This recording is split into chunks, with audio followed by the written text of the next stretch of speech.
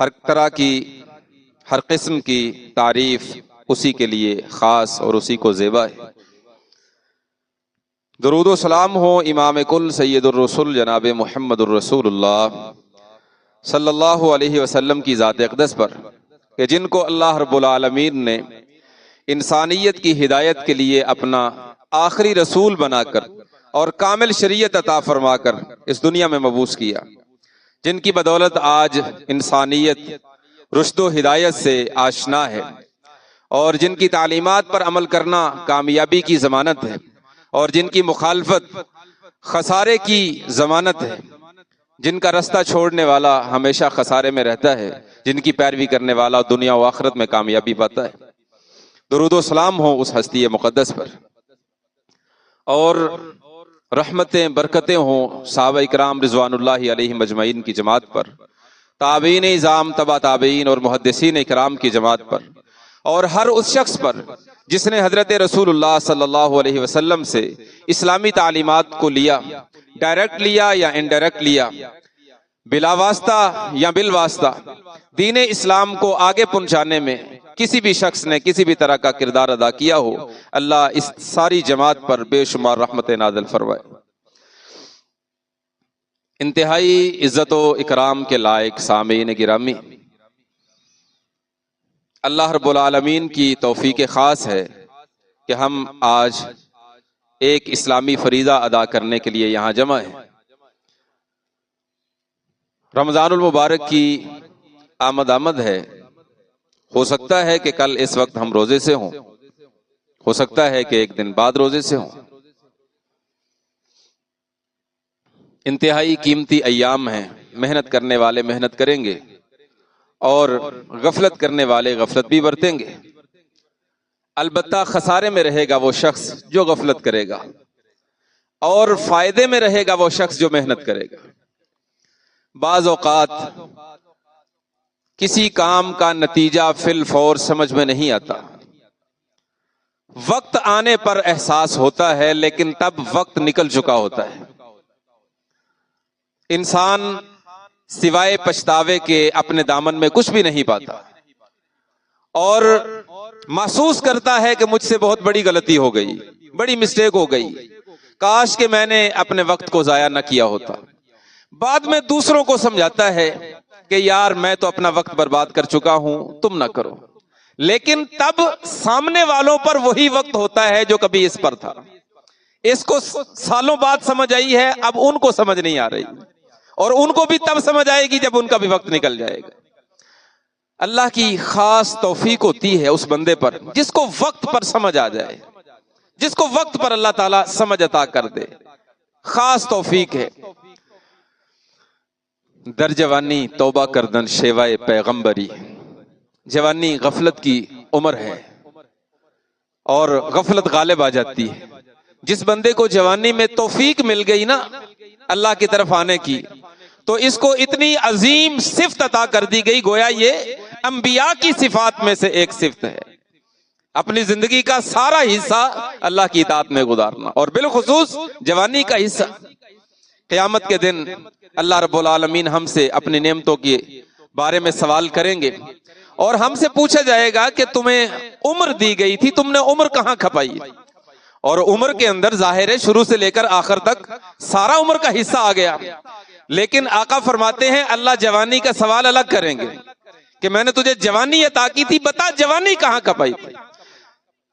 جو صلاحیتیں جوانی کے اندر تمہیں میں نے عطا کی تھی نا، وہ نہ بچپن میں تھی نہ بڑھاپے میں تھی، اور جب تو مکمل قوت پا چکا تھا اور تجھ پر عروج تھا، اس وقت تو میرا مطیع رہا یا غافل ہوا؟ یہ بتا تو نے اس وقت کیا کیا؟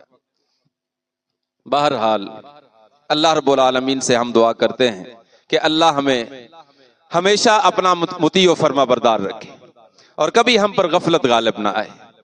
ہم یقیناً اللہ کی توفیق کے بغیر کچھ بھی نہ کر پائیں گے، جو بھی کریں گے اللہ کی توفیق سے کریں گے، اور پھر بھی حق ادا نہ ہو سکے گا۔ اللہ کی ذات ایسی ہے کہ اس جیسا کوئی نہیں، اور جب اس جیسا کوئی نہیں تو پھر اس کی اطاعت بھی اتنی ہی عظیم ہے، اور ہم ٹھہرے کمزور لوگ، ہم حق ادا نہ کر سکیں گے، پھر بھی ہم اللہ کے سامنے دعا کرتے ہیں اللہ جیسے ٹوٹے پھوٹے اعمال ہم تیرے سامنے پیش کریں تو قبول فرمانا، اور اپنی شان کے مطابق ہمیں اجر عطا کرنا، اور اللہ یقیناً اپنی شان کے مطابق ہی نوازتا ہے، اللہ قدردان ہے۔ قرآن مجید کی ایک آیہ مبارکہ کا ایک ٹکڑا میں نے آپ کے سامنے پڑھا ہے، اللہ فرماتے ہیں فمن تطوع خیرا، جو نفلی نیکی کرے نا، نفلی نیکی، تو اللہ رب العالمین جانتا ہے کس نے کون سا عمل کیا ہے، اور اللہ قدردان ہے، یہ بھی جانتا ہے کہ اس کا صلہ کیا دینا ہے، اللہ صلہ دیتا ہے۔ یہاں دنیا اور دنیا بنانے والا، ان دونوں میں اگر تقابل کیا جائے تو دنیا ناقدری ہے، دنیا ناقدری ہے، اللہ قدردان ہے۔ آپ ایک بندے کے ساتھ زندگی بھر نیکی کرتے رہیں، زندگی کے کسی حصے میں جا کر آپ کی طرف سے 2-4 غلطیاں ہو گئیں اور اس کا حق ادا نہ ہو سکا، تو وہ کہے گا کہ یار تو نے تو میرے ساتھ کبھی بھلائی نہیں کی۔ یہ بندہ ہے، اور اللہ ساری زندگی انسان اللہ کی نافرمانی میں گزار دے، اور زندگی کے آخری ایام میں بھی اگر اللہ تعالیٰ سے آ کر کہے کہ اللہ غفلت ہو گئی ہے معاف کر دے، اللہ کبھی بھی جتاتا نہیں ہے کہ تو نے پچھلی زندگی میں کیا کیا ہے۔ اللہ اپنے رحمت کے پردے میں لپیٹ لیتا ہے، اور توبہ کا در کھلا رکھا ہے اللہ نے کہ زندگی کے کسی حصے میں بھی آیا تو میں تجھے ویلکم کروں گا، قبول کروں گا۔ اللہ قدردان ہے۔ اللہ رب العالمین نے بندوں پر کچھ عبادات فرض کی، نماز فرض ہے، روزہ فرض ہے، دیگر عبادات فرض ہیں۔ اللہ تعالیٰ نے ہمیں پیدا کیا ہے، ہم اللہ کے بندے ہیں، اور اللہ نے ہمیں پیدا بھی فرمایا ہے اور ساری ضروریات بھی پوری کرتا ہے، بچپن سے لے کر مرنے تک ساری زندگی کی ضروریات اللہ پوری کرتا ہے۔ ہمیں ان ضروریات کو پورا کرنے کے بدلے میں اللہ کو کچھ دینا بھی نہیں پڑتا۔ ایک شخص اگر آکسیجن معاملہ اس کا جسمانی خراب ہو گیا ہو، بیمار ہو جائے، تو آکسیجن ہاسپٹل سے خرید کر لگانی پڑے تو آپ اندازہ کر لیں کتنی مہنگی پڑتی ہے، اور ہم بچپن سے لے کر مرنے تک فری کی آکسیجن استعمال کرتے ہیں، کچھ بھی نہیں دیتے اللہ تعالیٰ کو۔ علی ھذا القیاس، اسی پر اللہ کی ہر نعمت کو قیاس کر لیجئے۔ اس کے بدلے میں اللہ رب العالمین نے ہم سے تقاضا کیا کہ ہم اس کی عبادت کریں، اس کی اطاعت میں زندگی گزاریں۔ ٹھیک ہے، اللہ نے پیدا کیا، اللہ نے ضرورتیں پوری کی، اور بدلے میں اللہ نے تقاضا کیا کہ تم میری عبادت کرو۔ سودا ہو گیا نا، ایک سودا ہو گیا، تخلیق اللہ کی، ضروریات اللہ کی طرف سے، اور عبادت ہماری طرف سے، یہ سودا ہو گیا۔ اب اس کے بدلے میں جو ہم عبادت کر رہے ہیں، اللہ کی نعمتوں کا تقابل ہے، اس کے بدلے میں ہم حق ادا نہیں کر پا رہے کہ اللہ کی نعمتوں کا حق ادا ہو جائے۔ جتنی نعمتیں اللہ نے دی ہیں اتنی ہم عبادت کریں کہ حق ادا ہو جائے، ایسا ممکن نہیں ہے۔ نبی علیہ الصلوۃ والسلام نے فرمایا، بنی اسرائیل میں سے ایک بندہ تھا، اس نے 500 سال زندگی پائی، اور اس نے ساری زندگی نہ شادی کی، نہ کاروبار کیا، نہ دیگر معاملات کیے۔ صحرا سمندر میں نکل گیا، ایک جزیرہ تھا، وہاں الگ تھلگ دنیا سے اللہ سے دعا کی کہ یا اللہ میں زندگی تیری عبادت میں گزارنا چاہتا ہوں، تو مجھے توفیق عطا کر دے۔ انسان ہوں، کھانے پینے کے لیے تو محتاج ہوں، تو میرے کھانے پینے کا بندوبست کر دے۔ اللہ نے ایک بیل اگا دی، اس پر جو پھل آتا تھا وہ کھاتا تھا، اور وہاں چشمہ جاری کر دیا، وہاں سے پانی لیتا تھا، پیتا تھا، اور ساری زندگی 500 سال عبادت میں گزار دی، اور دعا کرتا ہے یا اللہ جب میں مروں تو مجھے سجدے کی حالت میں موت دینا، اور پھر میری ہڈیوں کو بوسیدہ نہ کرنا، میں سجدے کی حالت میں پڑا رہوں حتیٰ کہ قیامت آئے، اور قیامت کے دن اسی حالت میں مجھے اٹھانا، پھر اپنے سامنے کھڑا کرنا۔ یہ میری تمنا ہے، یہ میری آرزو ہے، یہ میری خواہش ہے۔ آقا فرماتے ہیں اللہ تعالیٰ نے اس کی آرزو کو قبول فرما لیا۔ آج وہ بندہ مر چکا ہے، اسی جزیرے پر ہے، سجدے کی حالت میں ہے، قیامت تک کیسے ہی رہے گا؟ قیامت کو اللہ اسی طرح اس کو اٹھائیں گے، اور جب اللہ کے سامنے آئے گا اللہ رب العالمین فرمائیں گے آ میرے بندے کیا کر کے آیا ہے؟ کہے گا اللہ 500 سال تو نے زندگی دی، فقط تیری عبادت کی ہے اور کچھ نہیں کیا۔ اللہ رب العالمین خوش ہوں گے، فرمائیں گے جا میری رحمت کے ساتھ میری جنت میں داخل ہو جا۔ وہ ایک جملہ کہے گا، اللہ اب بھی تیری رحمت کے ساتھ، اب بھی تیری رحمت کے ساتھ 500 سال تو نے زندگی عطا کی، میں نے نہ کاروبار کیا، نہ شادی کی، نہ دیگر معاملات میں الجھا، صبح ہو یا شام، دن ہو یا رات، ساری زندگی تیری عبادت میں گزار دی، ابھی بھی میں تیری رحمت کا محتاج ہوں جنت میں جانے کے لیے۔ اللہ فرمائیں گے ہاں تیرا اعتراض ٹھیک ہے، آجا جنت کی طرف نہ جا۔ فرشتوں میزان لگاؤ، میزان لگایا جائے گا، کہا اس کی 500 سال کی عبادت اٹھاؤ ایک پلڑے میں رکھ دو، اور اس کی جو میری طرف سے دی گئی نعمتیں ہیں نا ان میں سے ایک آنکھ نکال کر دوسرے پلڑے میں رکھ دو، پھر تولو دیکھو کہ اس کی عبادت کا وزن کیا پڑتا ہے۔ آقا فرماتے ہیں ایک آنکھ 500 سال کی عبادت پر بھاری پڑے گی، ایک آنکھ۔ اور آنکھ کی قیمت اس بندے سے پوچھ لیجئے جس کے پاس نہیں ہے، اور نہیں شاید جو پیدائشی نبینا ہے وہ اس کی صحیح منظر کشی نہ کر سکے گا، اس بندے سے پوچھئے جس کو پہلے نظر آتا تھا اب نظر چھن گئی ہے، اس سے پوچھئے وہ بتائے گا نظر کی قیمت۔ آج سائنس ترقی کرتے ہوئے عروج کو چھو رہی ہے، لیکن آج بھی اگر آنکھ کی بینائی ختم ہو جائے نا، پیچھے سے نور ختم ہو جائے، روشنی ختم ہو جائے، ہم ڈاکٹر کے پاس جائیں تو ڈاکٹر بتاتا ہے کہ معذرت جناب آپ کا علاج نہیں ہو سکتا۔ ہم اسے کہیں گے یار 1 لاکھ 2 لاکھ 4 لاکھ 10 لاکھ لے، پیسے مانگ منہ سے نکال کتنے چاہیے، ہم دیتے ہیں، لیکن بینائی صحیح ہونی چاہیے۔ وہ کہتا ہے کہ نہیں حضور یہ ممکن نہیں ہے، آپ کی روشنی ختم ہو چکی ہے۔ انسان ترقی، عروج اور بہت آگے نکلنے کے بعد بھی ابھی یہاں کھڑا ہے کہ اگر اللہ بھی نہیں لے لے تو پلٹا نہیں سکتا ہے۔ اللہ فرمائیں گے ایک نعمت کا ابھی بدل نہیں ہوا ہے، تو اگر انصاف کے ترازو سے تولنا ہے تو پھر تیرا ٹھکانہ جہنم ہے، چل جہنم کی طرف۔ اب وہ گڑ گڑائے گا کہ اللہ نہیں، میں کچھ اور سمجھا تھا، مجھ سے خطا ہو گئی، میں تیری رحمت کا محتاج ہوں، مجھے اپنی جنت عطا کر اپنی رحمت کے ساتھ۔ اللہ فرمائیں گے ہاں جا میری جنت میں چلا جا۔ اگر دیکھا جائے کہ اللہ نے ہمیں نعمتیں عطا کی ہیں اور بدلے میں ہمیں عبادت کرنے کا حکم دیا ہے، ہم عبادت کرتے ہیں اس بدلے میں، تو یہ تقابل ہے۔ زندگی بھر عبادت کریں گے تو حق ادا نہ کر پائیں گے، اس کے باوجود اللہ ہمیں عبادت پر اجر کی نوید سناتا ہے۔ اتنا کافی نہیں کہ میں نے زندگی دی، اتنا کافی نہیں کہ نعمتوں سے نوازا، اتنا کافی نہیں کہ سارا کچھ عطا کر دیا۔ اللہ کہتے ہیں اب بھی اگر تم نیکی کرو گے نا میں تمہیں پھر بھی اجر دوں گا، اور دوں گا، اور اجر۔ فرائض ہیں، فرض نماز، فرض روزہ، فرض حج، فرض زکوٰۃ، فرض اعمال، یہ فرائض ہیں۔ ایک طرف اللہ کی نعمتیں ہیں، ایک طرف عبادت ہے۔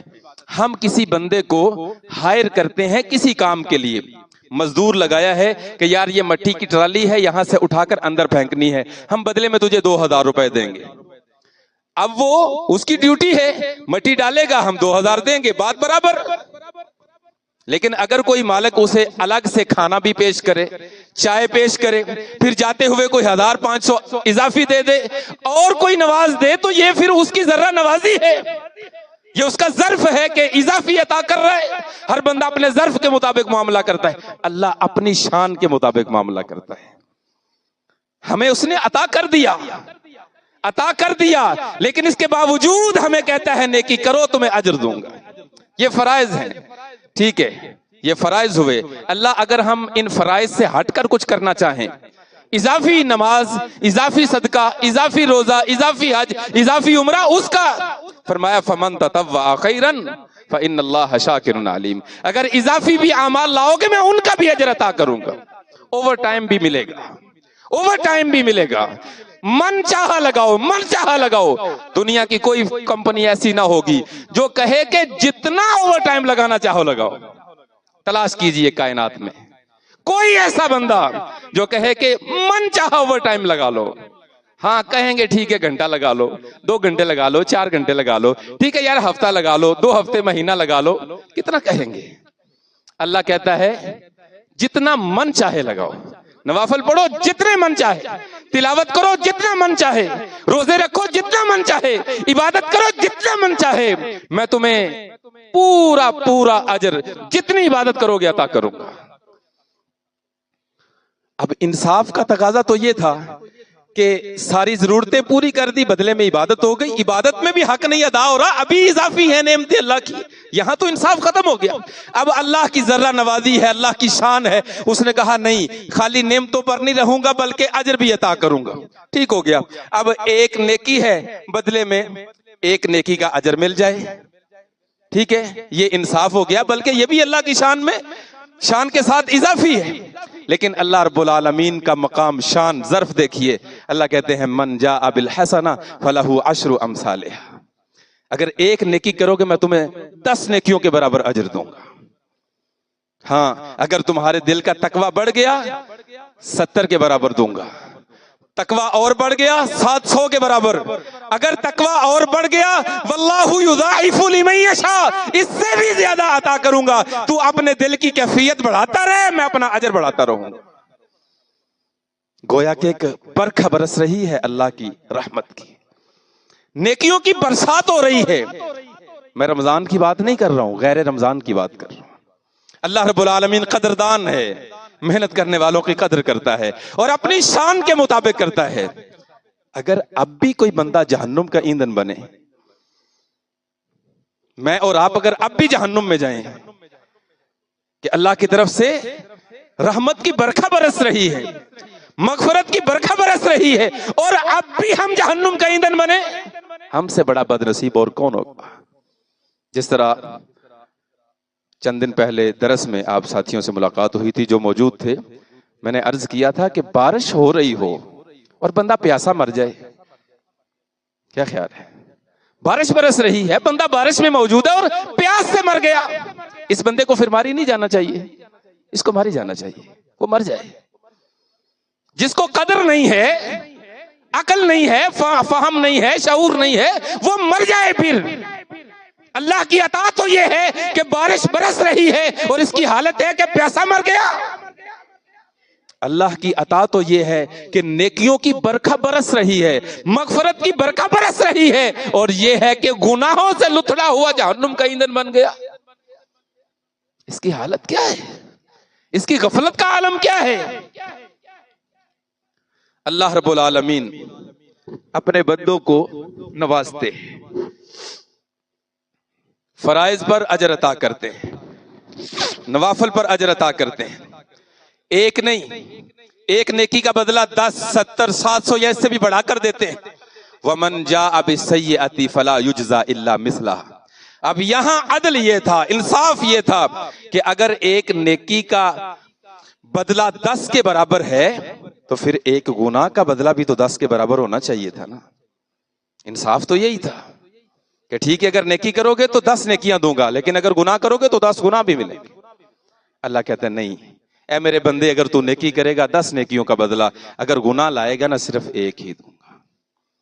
اس سے بھی ایک قدم آگے حدیث پاک میں موجود ہے، نبی علیہ الصلوۃ والسلام فرماتے ہیں فرشتہ جب انسان نیکی کرنے کا ارادہ کرتا ہے نا تو فرشتہ بیٹھا ہے خاموشی سے، ابھی تو اس نے ارادہ کیا ہے نیکی کرے گا لکھوں گا، اللہ فرماتا ہے لکھتا کیوں نہیں؟ کہا اللہ بھی تو اس نے نیکی کا ارادہ کیا ہے، کی تو نہیں؟ فرمایا لکھ، نیکی کا ارادہ لکھ، ایک نیکی لکھ دے اس کی، اگر کر گزرے گا تو 10 لکھنا۔ اور ایسے ہی جب وہ گناہ کا ارادہ کرتا ہے تو فرشتہ متحرک ہو جاتا ہے کہ میں گناہ بھی لکھوں، اللہ فرماتے ہیں نہ بھائی گناہ نہ لکھ۔ اللہ جب نیکی کا ارادہ کیا تھا نیکی تو لکھوائی تھی، کرنے پر 10 کا اجر لکھوایا تھا، اب گناہ کا ارادہ ہے ایک گناہ لکھا جائے، جب گناہ کر گزرے پھر 10 گناہوں کے برابر، فرمایا نہیں یہ میرا بندہ ہے، جب گناہ کر گزرے گا نا پھر بھی مہلت دینا، ہو سکتا ہے توبہ کر کے گناہ صاف کر لے، کر لے گا پھر بھی نہ لکھنا۔ میرے اور آپ کے ساتھ ہمارا رب کتنی محبت کرتا ہے، لیکن میری اور آپ کی کیفیت یہ ہے کہ ہماری زندگی جو کہ توں گزر رہی ہے۔ یہاں میں 1 منٹ کے لیے اپنے دل کا درد آپ سے بیان کروں، کتنی عمر ہو گئی ہے ہماری جمعے پڑھتے ہوئے، کتنے سال ہو گئے ہیں ہمیں درس سنتے ہوئے، ہم تو مسلمانوں کے ہاں پیدا ہوئے ہیں نا۔ میری عادت نہیں ہے جذباتی رو میں گفتگو کرنا، میں حقیقت کے تناظر میں گفتگو کرنا پسند کرتا ہوں۔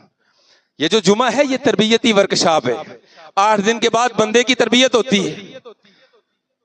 زندگی گزر گئی ہے جمعے پڑھتے پڑھتے، وہ کون سا جمعہ تھا جس جمعے نے ہماری زندگی میں تبدیلی پیدا کر دی تھی؟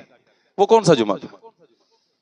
ایک رسم ہے، مسلمان اٹھتا ہے کہ جمعے کے دن جمعہ پڑھنا ہے، مسجد میں آتا ہے اور واپس پلٹ جاتا ہے، جیسا آیا تھا ویسا ہی پلٹتا ہے۔ جمعہ پڑھنے کا کیا فائدہ ہوا؟ کیا ملا ہے؟ ایک طالب علم سکول جاتا ہے، جب گیا تھا جاہل تھا، واپس آیا پڑھ لکھ کے آیا۔ ایک بندہ کام سیکھنے جاتا ہے، گیا تھا کچھ نہیں آتا تھا، واپس آیا مکینک بن کے آیا۔ ایک بندہ گندا تھا، نہانے کے لیے گیا تھا تو گندا تھا، واپس آیا صاف ستھرا تھا۔ میں مسجد میں آیا اپنی اصلاح کے لیے، جب آیا تھا تب بھی گناہگار تھا، پلٹا تو تب بھی گناہگار تھا۔ جب آیا تو تب بھی بے نماز تھا، گیا تو تب بھی بے نماز تھا۔ جب آیا تو تب بھی گناہگار تھا، گیا تو تب بھی گناہگار تھا۔ جیسی زندگی میری آنے سے پہلے گزر رہی تھی ویسے ہی بعد میں گزر رہی۔ میرے بھائی، میرے جمعے نے مجھے کیا دیا ہے؟ کہیں میں نے جمعہ ضائع تو نہیں کر دیا؟ میں نے جمعہ ضائع کر دیا؟ سنانے والا آیا سنا کے چلا گیا، سننے والا آیا سن کے چلا گیا۔ سنانے والے کو غرض تھی لوگ بلے بلے کریں گے، یا میری تنخواہ کا معاملہ ہے یا کوئی اور وجہ ہے، اور سننے والے کہیں گے جی بس رسم ہے، جمعہ تو پڑھنا ہی تھا۔ نہ اس کی غرض اللہ کو راضی کرنے کی تھی، نہ اس کی غرض اللہ کو راضی کرنے کی تھی، نہ اسے فائدہ ہوا نہ اسے فائدہ۔ لیکن یہ پچھتاوا ہوگا مرنے کے بعد، لیکن تب وقت نکل چکا ہوگا، تب ہم چاہیں گے کہ ہمیں موقع ملے لیکن ملے گا نہیں۔ اگر اللہ کو آج راضی کرنے کے لیے ہم نکل پڑے تو اللہ کی قسم اللہ کو راضی کرنے میں زیادہ دیر نہیں لگتی، زیادہ مشقت نہیں لگتی، اور اللہ قدردان ہے، اللہ قدر کرتا ہے۔ بالاختصار چند منٹوں میں چند واقعات آپ کے سامنے رکھتا ہوں۔ نبی علیہ الصلوۃ والسلام کا ایک فرمان سنیے۔ آپ نے فرمایا کہ اللہ اتنا قدردان ہے، معراج کی رات جب میں معراج پہ گیا تو مجھے میری امت کے اعمال دکھائے گئے، کہ یہ آپ کی امت کے اعمال ہیں۔ میں نے ان میں دیکھا کہ اللہ نے چھوٹے سے چھوٹا عمل بھی لکھا ہے، اکاؤنٹ کیا ہے، حتیٰ کہ حدیث کے الفاظ ہیں، حتیٰ کہ آقا فرماتے ہیں اگر کسی شخص نے صفائی کی نیت سے مسجد سے ایک تنکا اٹھایا اور باہر پھینک دیا، اللہ نے اس کو بھی نیکی لکھا ہے، اس کو بھی اللہ نے نیکی لکھا ہے، ضائع نہیں کیا۔ اللہ اتنا قدردان ہے۔ اب ہم پر ہے کہ ہم اللہ کے ہاں اپنا مقام کس حد تک بنانے میں کامیاب ہوتے ہیں۔ فرعون کا نام ہم نے سنا ہے، حضرت موسیٰ علیہ السلام نے انہی کے گھر میں پرورش پائی، اسی کے گھر میں، یہ بھی ہم جانتے ہیں۔ جب حضرت موسیٰ بڑے ہو گئے اور دعوت دی، لوگ اسلام قبول کرنے لگے، کچھ مخالف ہو گئے، دعوت فرعون کے گھر بھی آئی، لوگوں نے غور بھی کیا۔ ہر معاشرے میں ایسا ہوتا ہے کہ بعض لوگ سنی انسنی کرتے ہیں، بعض غور کرتے ہیں، غور کرنے والوں کو بات سمجھ بھی آتی ہے۔ اس گھر کی ایک نوکرانی ہے، ماشطہ نام ہے، مسلمان ہو گئی۔ اب ظاہر ہے فرعون کے گھر کی نوکرانی تھی، مخالفت تو کر نہیں سکتی تھی، اپنا ایمان ظاہر کر نہیں سکتی تھی، چھپا گئی۔ وقت گزرتا رہا، حتیٰ کہ ایک دن یہ اس کی بیٹی کو کنگھی کر رہی ہے۔ فرعون کے ہاں بعض نے لکھا کہ پہلے اولاد نہ تھی، بعد میں پیدا ہوئی حضرت موسیٰ کے بعد۔ لے پالک تھے نا حضرت موسیٰ، اس نے لے کر پالا۔ اور بعض نے کہا کہ بیٹیاں تھی، بیٹا نہ تھا، جو بھی تھا۔ بیٹی کو کنگھی کر رہی ہے، اچانک کنگھی کرتے کرتے کنگھی ہاتھ سے گری زمین پر، تو اس کے منہ سے بے ساختہ نکل گیا بسم اللہ۔ کنگھی پکڑنے کے لیے بسم اللہ، جس طرح ہم بچہ گر جائے تو فوراً ماؤں کے منہ سے بسم اللہ نکل آتا ہے۔ مبارک ہیں وہ مائیں جن کے منہ سے بسم اللہ نکلتا ہے۔ نوکرانی کنگھی پکڑتے ہوئے بسم اللہ کہتی ہے تو بیٹی کہتی ہے یہ تو نے کیا کہا؟ ہمارے دین میں تو ایسا نہیں ہے، یہ اہل نجران کا معاملہ، فرعون کا گھر ہے اور اللہ کے دشمن کا گھر ہے، اور فرعون وہ ہے جس کو خدا سمجھا جاتا ہے، اور قرآن کہتا ہے فرعون لوگوں کو بتاتا تھا انا ربکم الاعلی، ہاں بت تمہارے خدا ہیں، دوسرے چوتھے تمہارے خدا ہیں، لیکن میں سب سے بڑا خدا ہوں، انا ربکم الاعلی۔ اور اس پر وہ دلیلیں پیش کرتا تھا۔ یہ باغات کا مالک تھا، حاکم جو تھا، نہروں کا مالک تھا، حاکم جو تھا، تو کہتا ہے بتاؤ روزی کون دیتا ہے؟ اللہ۔ پانی کون دیتا ہے؟ اللہ۔ خدا۔ تو پھر میرے باغات سے تم کھاتے ہو کہ نہیں؟ کھاتے ہو۔ پھر خدا کون ہوا؟ میں۔ پانی کون عطا کرتا ہے؟ خدا، اللہ۔ تو پھر میری نہریں جہاں میری حکومت ہے پانی لیتے ہو یا نہیں؟ لیتے ہیں۔ پھر خدا کون ہوا؟ میں۔ دلائل پیش کرتا تھا۔ اس نے جا کر بتایا باپ کو کہ یہ جو ہماری نوکرانی ہے نا، یہ کسی اور خدا کا نام لیتی ہے۔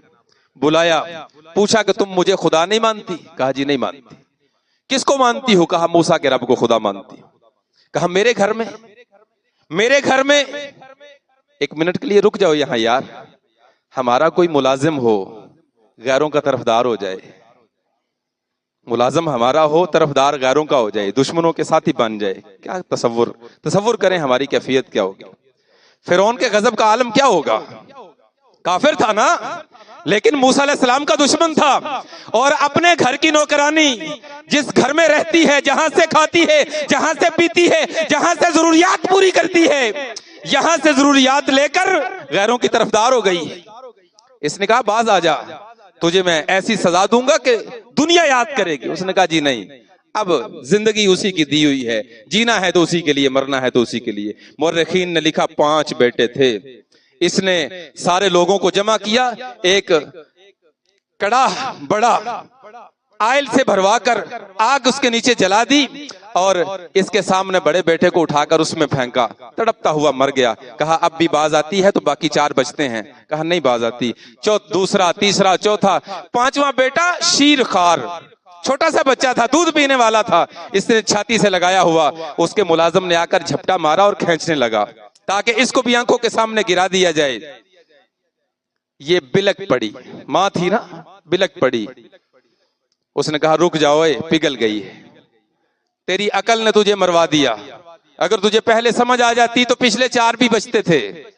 उसने कहा तुझे गलती लगी है, मुझे रोना इस बात का नहीं है कि बेटे कुर्बान हो गए, मुझे रोना और है। इतने में बाज बच्चे ना शीर खारी की उम्र में बोले हैं, बाज बच्चे शीर खारी की उम्र में बोले हैं।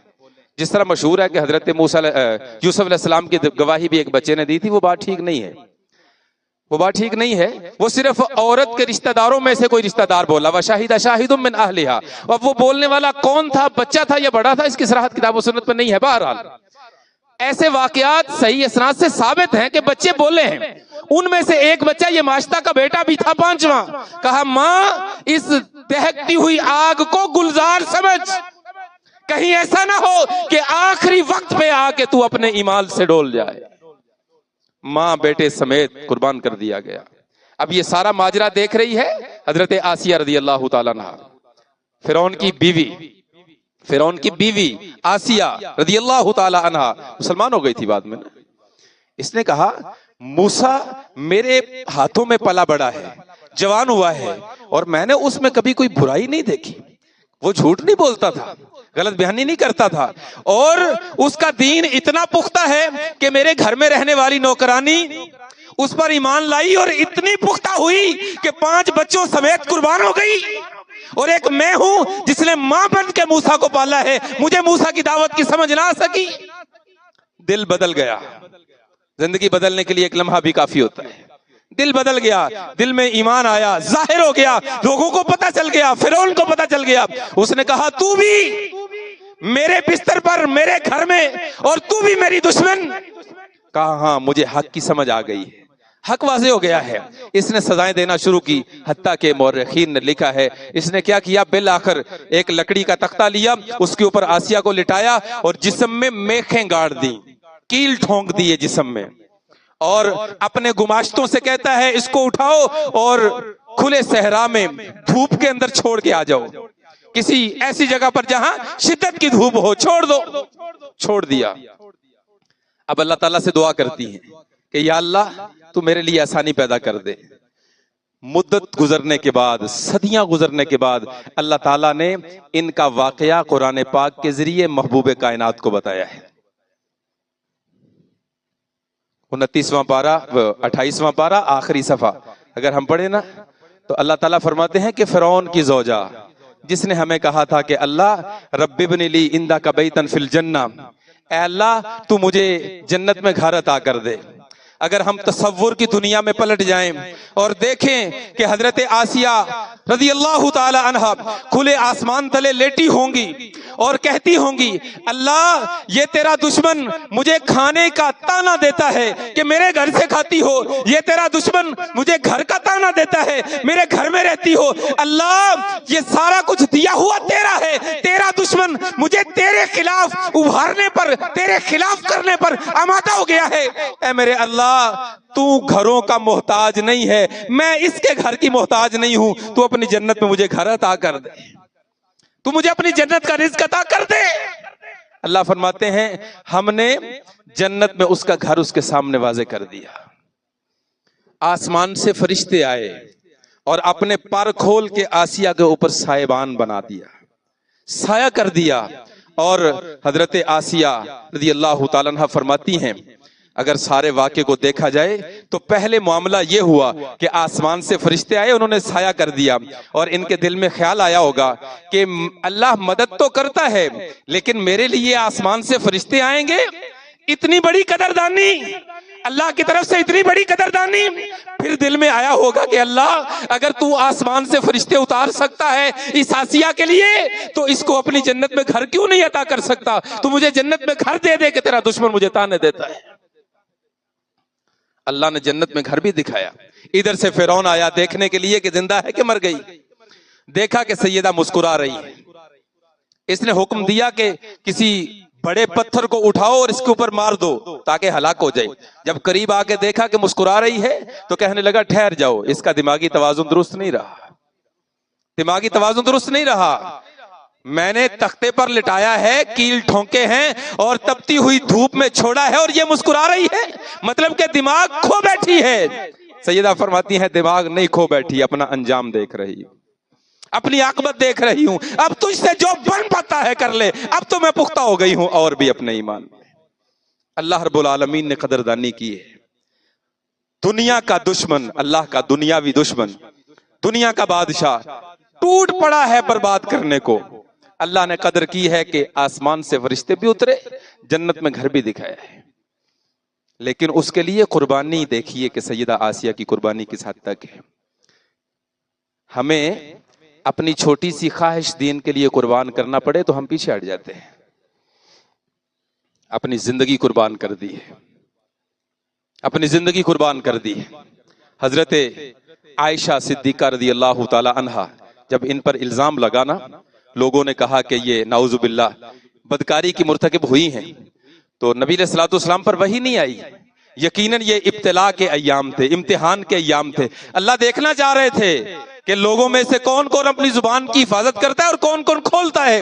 منافقین بے دھڑک اپنی زبان کو حرکت دے رہے تھے اور چیمگوئیاں مدینے میں ہو رہی تھی، بعض سادہ لوگ مسلمان بھی ان کی باتوں میں آ گئے تھے، باتیں کرنے لگے تھے۔ سیدہ عائشہ رضی اللہ تعالیٰ عنہا تک خبر آ گئی تھی، فرمانے لگیں میں پریشان ہو گئی، نبی علیہ السلام سے بات کرتے ڈر محسوس ہو رہا تھا، میں نے اجازت چاہی کہ گھر چلی جاؤں، پوچھا اللہ کے رسول میں اپنے والدین کے ہاں چلی جاؤں؟ اس سے پہلے یہ ہوتا تھا نبی علیہ السلام اجازت نہیں دیتے تھے، اگر دیتے تھے تو کہتے تھے کہ جلدی پلٹ آنا، مجھے رخصت بہت کم ملتی تھی، لیکن تب نبی علیہ السلام نے کچھ بھی نہیں کہا، فرمایا ٹھیک ہے جاؤ۔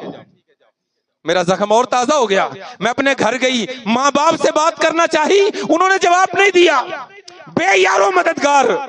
ایک دن ایسا بھی آیا، نبی علیہ الصلوۃ والسلام ہمارے ہاں تشریف لائے، آپ نے مجھے بلایا اور کہا کہ عائشہ اگر غلطی ہوئی ہے تو اللہ بخشنے والا ہے، معافی مانگ لو، اللہ معاف کر دے گا۔ شاید کہ میں آپ کو اس مقام تک لے جا پاؤں جہاں تک لے جانا چاہ رہا ہوں۔ نبی کی بیوی ہے، وقت کے نبی ہیں، آخری رسول ہیں، کائنات سے عظیم ہیں، آ کر پوچھ رہے ہیں عائشہ اگر غلطی ہوئی ہے تو معافی مانگ لو، اللہ معاف کرنے والا ہے۔ مطلب دل میں بات تو آ گئی، ہو سکتا ہے جھوٹا الزام ہو سکتا ہے سچا ہو۔ فرماتی ہیں میں پہلے نہ مری تھی اب مر گئی، میرے نیچے سے زمین نکل گئی۔ میں نے کہا اللہ کے رسول آپ بھی یہ سوچ سکتے ہیں کہ میں نے یہ قدم اٹھایا ہوگا؟ کہتی ہے میں بے ساختہ روتے ہوئے تو ویسے ایام گزر گئے تھے۔ میں نے اللہ تعالیٰ سے کہا اللہ تیرے سوا اب میرا کوئی نہیں، اور میں نے وہاں محبوب کائنات کو جواب دیا اللہ کے رسول اگر میں کہوں کہ میں نے کچھ نہیں کیا تو آپ میرا یقین نہیں کریں گے کہ دنیا میرے خلاف بول رہی ہے، اگر میں کہوں کہ میں نے جرم کیا ہے تو آپ مان لیں گے حالانکہ میں نے کیا کچھ نہیں۔ اب میں حضرت یعقوب کی طرح اپنا معاملہ اللہ کے سپرد چھوڑتی ہوں، اللہ ہے کہ میرے حق میں میری سچائی کو واضح کر دے۔ سیدہ فرماتی ہیں مجھے یہ تو یقین تھا کہ اللہ میری مدد فرمائے گا، لیکن اللہ میرے بارے میں قرآن اتار دے گا یہ گمان نہیں تھا۔ اللہ میری اتنی قدر کرے گا، اتنی قدردانی ہوگی، قیامت تک آنے والوں کے لیے اللہ قرآن بنا کے محفوظ کر دے گا میری عطرت کو، یہ گمان نہیں تھا میرا۔ اللہ اس طرح قدر کرتا ہے صاحب۔ نبی علیہ الصلوۃ والسلام اسی وقت وحی کے آثار نمایاں ہوئے، آپ کی پیشانی پر پسینہ آ جاتا تھا، چہرہ جھک جاتا تھا، لوگ پہچانتے تھے کہ وحی نازل ہو رہی ہے۔ جیسے ہی وحی کے آثار ختم ہوئے آپ مسکرا رہے تھے، آنکھوں میں آنسو تھے، چہرے پہ مسکراہٹ تھی۔ فرمایا عائشہ کی عطرت اللہ نے قرآن میں بیان کر دی، اس کی پاک دامنی قرآن میں بیان کر دی اللہ نے۔ تقریباً 2 رکوع اتار دیے قرآن پاک کے سیدہ عائشہ کے حق میں۔ حضرت ابوبکر رضی اللہ تعالیٰ عنہ خوشی سے اٹھے، وہ جو عائشہ اٹھ کر اندر چلی گئی تھی، جا کے کہا عائشہ تمہیں مبارک ہو، اللہ نے تمہاری پاک دامنی کو قرآن پاک میں نازل کر دیا ہے، اٹھو نبی علیہ الصلوۃ والسلام کا شکریہ ادا کرو، اٹھو نبی علیہ السلام کا شکریہ ادا کرو۔ اب نخرہ ہے نا، بنتا ہے، نخرہ بنتا ہے۔ سیدہ عائشہ فرماتی ہیں کیوں نبی علیہ السلام کا شکریہ ادا کروں؟ کیوں؟ نبی علیہ الصلوۃ والسلام نے تو میرا یقین نہیں کیا۔ زوجہ تھی نا، زوجہ تھی، یہ میاں بیوی کا رشتہ ہے، اتنا نخرہ تو بنتا تھا۔ کہ اللہ کے رسول سے میں نے کہا کہ میں بے گناہ ہوں، میں نے کچھ نہیں کیا، پھر بھی مجھے کہہ رہے تھے کہ توبہ کر لے۔ انہوں نے تو میرا یقین نہیں کیا، میں شکریہ ادا کروں گی رب العالمین کا جس نے میری پاک دامنی میں قرآن اتارا۔ اللہ رب العالمین کے لیے اگر کوئی بندہ نکل کھڑا ہو، اللہ یوں قدردانی کرتا ہے صاحب۔ لیکن اگر ہم اپنی زندگی شیطان کے رستے پر چلا دیں، پھر اللہ کی لاٹھی بھی بے آواز ہے۔ ان بطش ربک لشدید، اللہ کی پکڑ بھی سخت ہے۔ کہیں ایسا نہ ہو کہ ہم غفلت کی زندگی میں اسی رو میں بہتے رہیں اور یہ جو رمضان کے مخصوص ایام آ رہے ہیں یہ بھی گزر جائیں۔ اور اگر رمضان ہم نے ضائع کر دیا تو حدیث میں نے آپ کے سامنے رکھی تھی کہ حضرت جبریل امین کی بد دعا ہے ان لوگوں کے حق میں کہ جو رمضان آئے گزر جائے اور اللہ سے بخشش نہ پا سکے۔ انہوں نے کہا اللہ ان کو ذلیل و خوار کر دے۔ نبی علیہ السلام نے فرمایا آمین، اللہ کرے کہ ایسا ہی ہو۔ اب قیامت کے رمضان کے بعد 2 قسم کے لوگ روئے زمین پر ہوں گے، یا تو وہ لوگ ہوں گے جنہوں نے اللہ سے بخشش کو پا لیا ہے، یا وہ لوگ ہوں گے جو جبریل امین کی بد دعا کی زد میں آ چکے۔ اللہ رب العالمین ہمیں بخشش پانے والوں میں شامل فرما دے۔ اگر اسی طرح آپ آتے رہیں، جمعے پڑھ کے جاتے رہیں اور اس کو معمول ہی بنائیں، اپنی زندگی میں بدلاؤ نہ لائیں، تبدیلی نہ کریں، تو میرے بھائی جمعے ضائع ہو رہے ہیں، فائدہ نہیں ہو رہا ہے۔ ہاں ایک فرض ہے وہ تو ادا ہو رہا ہے، لیکن جو مقصد تھا وہ حاصل نہیں ہو رہا ہے۔ اور اگر ایک جمعے نے صرف ایک بات بھی میری زندگی کی تبدیل کر دی تو مہینے میں 4 باتیں تبدیل ہوں گی، اور ایک سال میں 48-50 باتیں تبدیل ہوں گی، اور میری زندگی ہر سال بدلے گی، ہر مہینے بدلے گی، ہر ہفتے بدلے گی، اور میں پھر ویسا نہیں رہوں گا جیسا میں پہلے تھا۔ لیکن افسوس، صد افسوس کہ میں سالوں پہلے جیسا تھا آج بھی ویسا ہی۔ اللہ رب العالمین ہمیں اپنی اصلاح کی طرف آگے بڑھنے کی توفیق عطا فرمائے۔ اقول قولی ھذا استغفر اللہ لی ولکم ولسائر المسلمین۔